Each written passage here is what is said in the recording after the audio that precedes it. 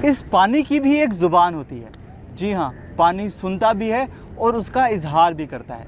ये कोई अफसानवी बात नहीं बल्कि एक हकीकत है। और ये हकीकत कैसे मुमकिन है, आइए इस बारे में जानते हैं।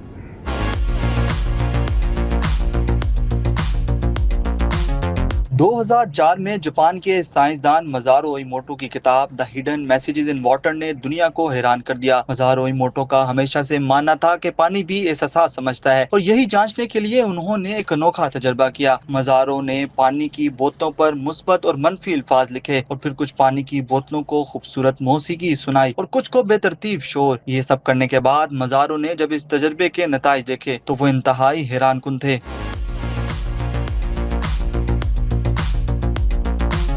वो नताइज ऐसे थे कि जिनके बारे में अगर आप सुनेंगे तो आपके लिए भी यकीन करना मुश्किल हो जाएगा।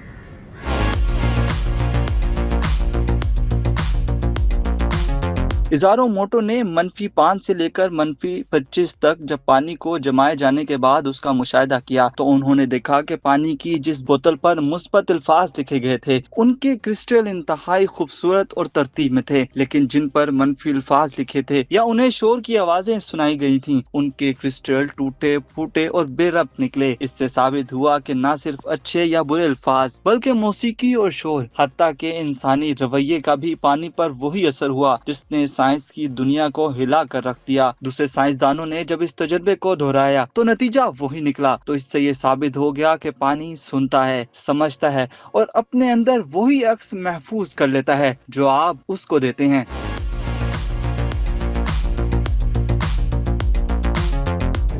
अगर आपका रवैया पानी पर असरअंदाज हो सकता है तो सोचें आपका मनफी रवैया आपके इर्द गिर्द के माहौल को किस कदर आलूदा कर सकता है। सो इसलिए अपना रवैया मुस्बत रखें ताकि आपके इर्द गिर्द का माहौल खूबसूरत हो सके और इस दुनिया का निज़ाम मुतवाज़िन।